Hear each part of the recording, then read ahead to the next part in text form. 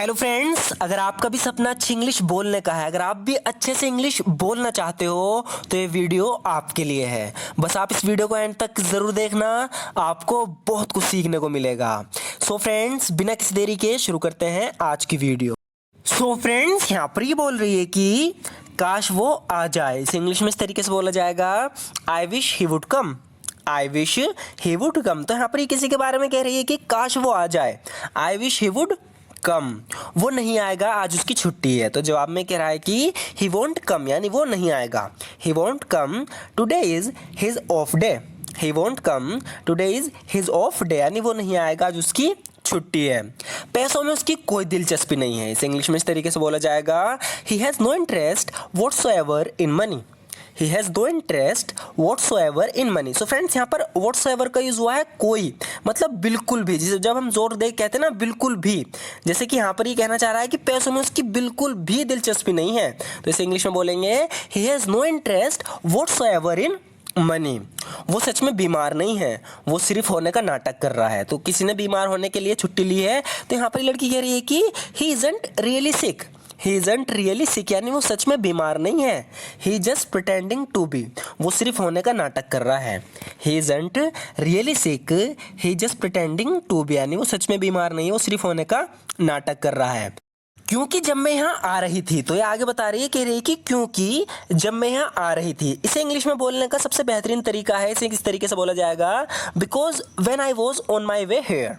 Because when I was on my way here. तो यहाँ पर ये कहना चाह रही है कि जब मैं यहाँ आने के रास्ते में थी, मतलब जब मैं यहाँ आ रही थी। Because when I was on my way here, क्योंकि जब मैं यहाँ आ रही थी मैंने उसे अपने दोस्तों के साथ बैडमिंटन खेलते देखा था। I saw him play badminton with his friends. I saw him play badminton with his friends. तो यहाँ पर इसके बारे में बता रही है कि वो बीमार नहीं है, वो नाटक कर रहा है। क्योंकि जब मैं यहाँ आ रही थी, because when I was on my way here I saw him play badminton with his friends. तो मैंने उसे अपने दोस्तों के साथ बैडमिंटन खेलते देखा था। इतना समय इसमें लगाने के बाद क्या तुम चाहते हो कि मैं अब हार मान लूं? सो फ्रेंड्स, इसने अपना बहुत समय दिया किसी काम को करने में, लेकिन इससे अभी तक वो काम हो नहीं पा रहा। तो कोई इससे कह रहा है कि तुम छोड़ो, हार मान लो। तो ये कह रही है कि इतना समय इसमें लगाने के बाद क्या तुम चाहते हो कि मैं अब हार मान लूँ। इसे इंग्लिश में इस तरीके से बोला जाएगा, do you want me to give up now. Do you want me to give up now after all the time I have put into this?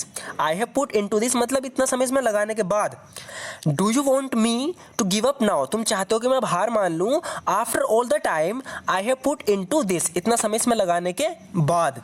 नहीं नहीं नहीं, ऐसा सोचना भी मत। ये बोल रही है कि no no no, don't even think about it. No no no, don't even think about it. कह रही है कि नहीं नहीं, ऐसा सोचना भी मत। No no, don't even think about it.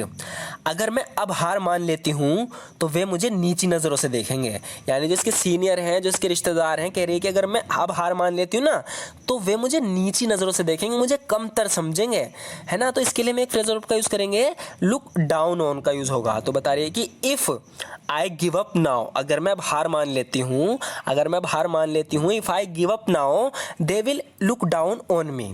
तो वे मुझे क्या करेंगे, लुक डाउन करेंगे, यानी मुझे नीची नज़रों से देखेंगे, मुझे कमतर समझेंगे।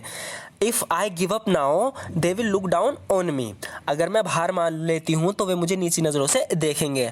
और मेरी पति और बच्चों का क्या, कह रही है कि मेरे पति और बच्चों का क्या, उन्हें तो मुझसे बहुत उम्मीद है। बता रही है कि what about my husband and kids. What about my husband and kids, यानी मेरे पति और बच्चों का क्या। What about my husband and kids। तुम्हें पता है बहुत से लोग मुझे इज्जत की नज़रों से देखते हैं। इज्जत की नज़रों से मतलब इसे उम्मीद की नज़रों से देखते हैं, इसकी इज्जत करते हैं, इसके जैसा बनना चाहते हैं बहुत से लोग, ये इस मुकाम पे है। तो बता रही है कि तुम्हें पता है बहुत से लोग मुझे इज्जत की नज़रों से देखते हैं। तो इसके लिए मैं एक फ्रेजल वर्ब का यूज़ करेंगे, look up to someone. Look up to someone का मतलब होता है किसी को इज्जत की नज़रों से देखना, उसको बहुत इज्जत देना, उसके जैसा बनने की चाह रखना। इसके लिए हम यूज़ करते हैं लुक अप टू का। तो यहाँ पर ही बता रही है कि तुम्हें पता है a lot of people look up to me. Look up to me यानी मुझे देखते हैं इज्जत की नज़रों से, मेरा जैसा बनना चाहते हैं। A lot of people look up to me. तुम्हें पता है बहुत से लोग मुझे इज्जत की नज़रों से देखते हैं। लोग मेरे बारे में क्या सोचेंगे, अगर मैं अब हार मान ली, कह रही है कि अगर मैंने अब हार मान ली तो लोग मेरे बारे में क्या सोचेंगे। What would people think of me if I gave up now. So friends यहाँ पर हमने if I gave up now का यूज़ किया है, यानी कि हमने इफ़ के बाद पास्ट का यूज़ किया है, क्योंकि ये सेकंड कंडीशनल सेंटेंस है। इसमें हम वुड का यूज़ करते हैं क्योंकि वुड भी एक पास्ट फॉर्म होता है विल की। तो यहाँ पर कह रही है कि what would people think of me, यानी लोग मेरे बारे में क्या सोचेंगे, है ना। इमेजिनरी सिचुएशन है इसलिए यहाँ पर पास्ट का यूज़ होता है। What would people think of me, लोग मेरे बारे में क्या सोचेंगे if I gave up now, अगर मैंने अब हार मान ली। तो ध्यान रखना सेकंड कंडीशनल सेंटेंस था ये। आगे बोल रहा है कि उसे लगता है हम उसे नीची नज़रों से देखते हैं क्योंकि उसके पास नौकरी नहीं है। तो इनका दोस्त है, उसके पास नौकरी नहीं है, बेरोजगार है, तो उसे लगता है कि सब मुझे नीची नज़रों से देखते हैं। तो इसके बारे में बता रहा है कि उसे लगता है कि हम उसे नीची नज़रों से देखते हैं क्योंकि उसके पास नौकरी नहीं है।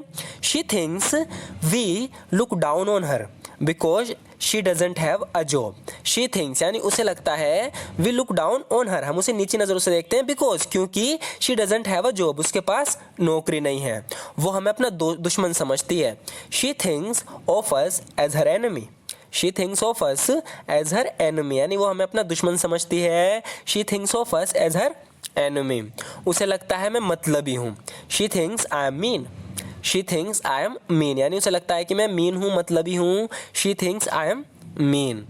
मैंने उसे बता दिया जो तुमने मुझे उसे बताने को कहा था। इस लड़की ने किससे कहा था कि किसी को जाकर कोई बात बता दो, तो इसने उसे बता दी। तो आके कह रहा है कि आई टोल्ड हिम, यानी मैंने उसे बता दिया। What you told me to tell him, जो तुमने मुझे उससे बताने को कहा था। I told him what you told me to tell him, यानी मैंने उसे बता दिया जो तुमने मुझे उसे बताने को कहा था। I told him what you told me to tell him. सच कहूँ तो उसे हम पर विश्वास नहीं है। कह रहा है कि मैंने उसे बात तो बता दी, लेकिन सच कहूँ तो उसे हम पर विश्वास नहीं है। टू बी ऑनेस्ट मतलब सच कहूँ तो, to be honest he doesn't believe us, उसे हम पर विश्वास नहीं है। To be honest he doesn't believe us. उसे लगता है मैं सब कुछ बनाकर बता रहा हूँ, यानी इसने जो उसे जाकर बात बताई उसे इसकी बात पर यकीन नहीं आया। उसे लगा कि ये बात ही अपनी तरफ से बना के बता रहा है। अपनी तरफ से बना के बताना, इसके लिए हम यूज़ करते हैं मेकअप फ्रेजल वर्ब का, जिसके जैसे कि यहाँ पर यूज़ हुआ है। कह रहा है कि ही थिंक्स, यानी उसे लगता है I am making the whole thing up, यानी मैं सब बना के बता रहा हूँ अपनी तरफ से। He thinks I am making the whole things up.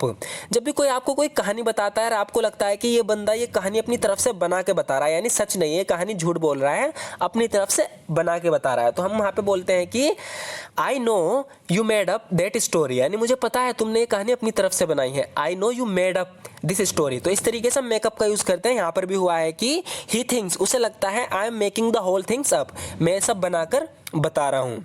अगर ऐसा है तो मैं खुद उससे कांटेक्ट करूंगी। यहाँ पर लड़की को गुस्सा आ गया, कह रहे हैं कि अगर ऐसा है तो मैं खुद उससे कांटेक्ट करूंगी। इसे इंग्लिश में बोलेंगे if that's the case. If that's the case का मतलब है अगर ऐसा है तो। If that's the case then I will contact him myself, तो मैं उससे खुद कॉन्टैक्ट करूंगी। If that's the case then I will contact him myself, अगर ऐसा है तो मैं उससे खुद कॉन्टैक्ट करूंगी। उसे ना जाने के लिए मैं कन्वेंस करूंगी। I will convince him not to go. I will convince him not to go, यानी उसे ना जाने के लिए, वो कहीं जाना चाहता है तो कह रही है कि उसे ना जाने के लिए मैं कन्वेंस करूंगी। कन्वेंस मतलब मनाऊंगी। I will convince him not to go, उसे ना जाने के लिए मैं कन्वेंस करूंगी, मैं मनाऊंगी।